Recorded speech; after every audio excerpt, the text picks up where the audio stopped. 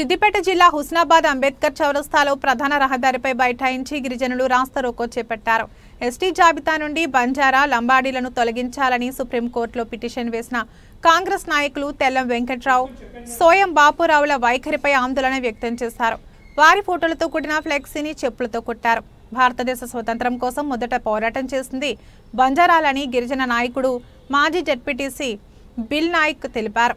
దేశాన్ని పాలించిన చరిత్ర బంజారాలకు ఉందని వెల్లడించారు. 1947లో దేశానికి స్వతంత్రం వచ్చిన సమయంలో 32 కులాలను ఎస్టీ జాబితాలో చేర్చి బంజారాలను ఎస్టీ జాబితాలో చేర్చలేదన్నారు. బంజారాల పోరాటాల ఫలితంగా 1976లో ఎస్టీ జాబితాలో బంజారాలను చేర్చడం జరిగిందన్నారు. బంజారాలు కూడా గుట్టలో అడవుల్లో జీవనం కొనసాగిస్తారనే విషయాన్ని కోయ జాతికి చెందిన సోయం బాపురావు, తెల్లం వెంకట్రావులు గుర్తుంచుకోవాలన్నారు. రాష్ట్రంలో అధికారంలో ఉన్న కాంగ్రెస్ పార్టీకి చెందిన వీరిపై ముఖ్యమంత్రి రేవంత్ రెడ్డి క్రమశిక్షణ చర్యలు తీసుకుని పార్టీ నుండి బహిష్కరించాలని డిమాండ్ చేశారు. పార్టీలకు అతీతంగా బంజారాల లంబాడీల హక్కుల కోసం గిరిజనులందరూ ఏకతాటిపైకి రావాలన్నారు. ఇదైతే పేపర్లలో చూసినాం, ఈరోజు పొద్దున లేవగానే పేపర్లో చూసినాం. కోయా జాతికి చెందిన బాబురావు, తెల్ల వెంకట్రావు ఇద్దరు కలిసి సుప్రీంకోర్టులో బంజారా, లంబాడా, సుగాలి వాళ్ళను ఎస్టీ జాబితాలను తీసేయాలని చెప్పి ఇలా పేపర్లో చూస్తే మా మనసంతా కలకలమై చాలా బాధగా ఈరోజు మా గిరిజన నాయకులందరికీ ఫోన్ చేయడం జరిగింది. వాస్తవంగా ఈ దేశం స్వతంత్రం కొరకు పోరాటం చేసిన జాతి మొట్టమొదటి ఎవరే అంటే బంజారులు. భారతదేశ స్వతంత్రం కొరకు పోరాటం చేసిన జాతి మా జాతి. మేము గతంలో ఈ భారతదేశాన్ని ఏలిన జాతి కూడా. రాణా ప్రతాప్ సింగ్, పృథ్వీరాజ్ చవాన్ ఈ భారతదేశాన్ని ఏలిరు. మొఘలాయలు ఏలైతే అప్పుడు సామ్రాజ్యులు దాడి చేసిరో ఆ దాడిలో చితికై అప్పుడు ఆ యుద్ధంలో ఓడిపోయి మా బంజారులు పుట్టకోలు మా వేషధారణ, భాష అన్ని మారినాయి. ఆ రోజు నుంచి మేము గుట్టలల్లో మరి ఏదైతే మధ్యాహ్న ప్రాంతంలో లేకుండా గుట్టలలో అక్కడ ఇక్కడ జీవనం కొనసాగించి మా జాతిని మేము కాపాడుకొని ఇన్ని రోజులు కష్టపడి ముందుకు రావడం జరిగింది. మరి స్వతంత్రం వచ్చినప్పుడు 1947లో స్వతంత్రం వచ్చినప్పుడు అన్ని జాతులను దాదాపుగా 32 తెగలను గిరిజన జాతిలో కలిపారు, కానీ లంబాడా తెగలను మాత్రము గిరిజన జాబితాలో కలపలేదు. ఆ రోజు మేము యునైటెడ్ ట్రైబల్ 1976 వరకు కూడా రిజర్వేషన్ లేదు మా లంబాడా జాతికి.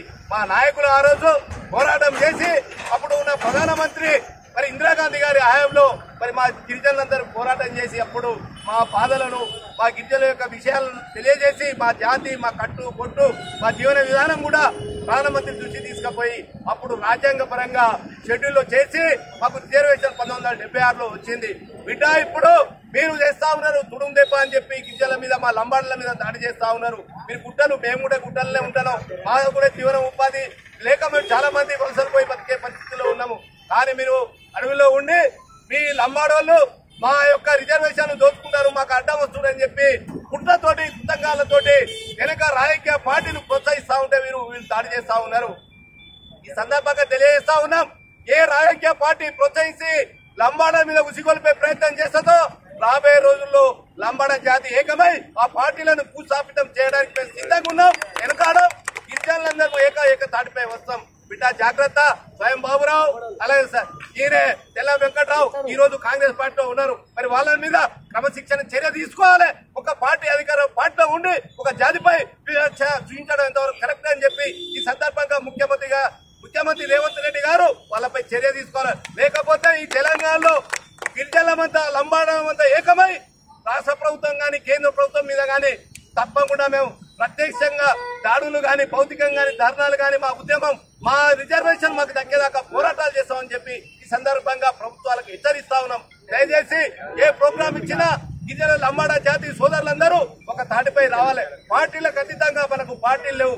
మన రిజర్వేషన్ కాపాడుకోవడం కొరకు మనం ఏకతాటిగా పోరాటం చేయాలని చెప్పి మా సోదరులందరికీ విజ్ఞప్తి చేస్తా ఉన్నాం.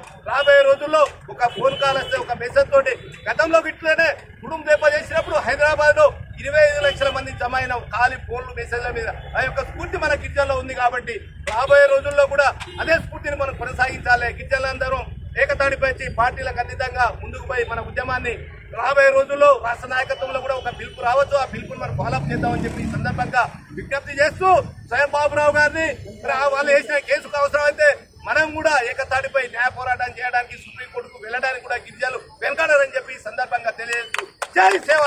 ఈ దేశ స్వతంత్రం కోసము, ఈ దేశ ప్రజల స్వేచ్ఛ కోసము పరాయి పాలన వద్దు, స్వతంత్రమే ముద్దు అని చెప్పేసి పరాయి పాలకులతో, బ్రిటిష్ వాళ్లతో విరోచితంగా పోరాడిన బంజారా ముద్దు బిడ్డలు మహారాణా ప్రతాప్ సింగ్, పృథ్వీరాజ్ చౌహాన్ వారసులం మేమంతా.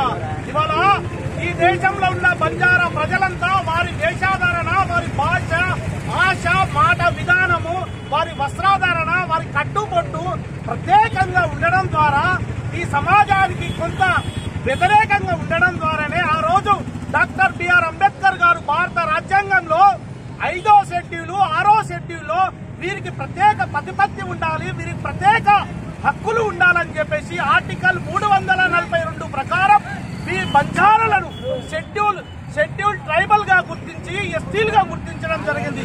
ఆ రోజు భారత రాజ్యాంగం అనే ఈ లక్షణాలున్న వ్యక్తులను బంజారులుగా, ఎస్టీ ట్రైబల్ గా గుర్తించడం జరిగింది. ఇవాళ కొంతమంది రాజకీయ నాయకులు, రాజకీయ పార్టీలు వారి వ్యక్తిత్వం కోసం, వారి అస్తిత్వం కోసము బంజారా జాతి పైన, బంజారా జాతిని ఇవాళ ట్రైబల్ జాబితా నుండి తీసేసి వారి వ్యక్తిగత ఆనందం పొందుతామని చెప్పి అనుకుంటున్నారు. కానీ ఇవాళ భారతదేశంలో ఉన్న బంజారులంతా ఏకమైతే బిడాబీ రాజకీయ పార్టీలు ఉండవు, మీకు రాజకీయ జీవితం ఉండదని చెప్పేసి మేము హెచ్చరిస్తున్నాం.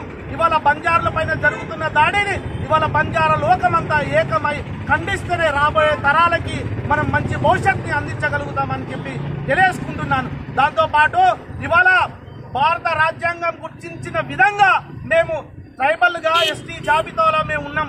ఇవాళ మా మీద రకరకాల కుట్రలు చేసి అనేక కులస్తులు, అనేక రాజకీయ పార్టీలు కులస్తులు కుట్రలు చేస్తే మా నుంచి వాళ్ళు తీసుకుపోయేది ఏం లేదు. మేము బంజారులంతా ఐక్యంగా ఉంటాం, ఐక్యంగా పోరాడతాం. వచ్చే భావి తరాలకి మా విద్య, ఉపాధి అవకాశాలను మేము కల్పిస్తామని చెప్పి తెలియజేసుకుంటూ జై. మరి ఈ తెలుగం వెంకట్రావు, సోయిలేని సోమం బాబు బంజారుల పైన, లంబాడీల పైన చేస్తున్నటువంటి కుట్ర కొనసాగదు. ఇది పార్లమెంటులో అమెండ్మెంట్ అయి ఆనాడు మరి రాజ్యాంగంలో లిఖించబడి లంబాడీలను ఎస్టీ జాబితాలో వీళ్ళు గుట్టలలో, చెట్లలో తమ యొక్క వ్యాపారం చేసుకుంటూ మరి స్వయంగా బతుకుతున్నటువంటి జాతి బంజారా జాతి, ఈ లంబాడి జాతి. కాబట్టి ఈ రిజర్వేషన్ వీళ్ళకు ఉండాలి అని పార్లమెంట్లో చట్టమైనటువంటి చట్టాన్ని మరి వీళ్ళు కుట్ర ద్వారా తీసివేయలేరు. దీన్ని మేమంతా ఐక్యంగా సాధించుకుంటామని సందర్భంగా తెలియజేస్తూ ముగిస్తున్నాం. పట్టణంలో బంజారుల ఐక్యత మరి అందరికీ నమస్కారం.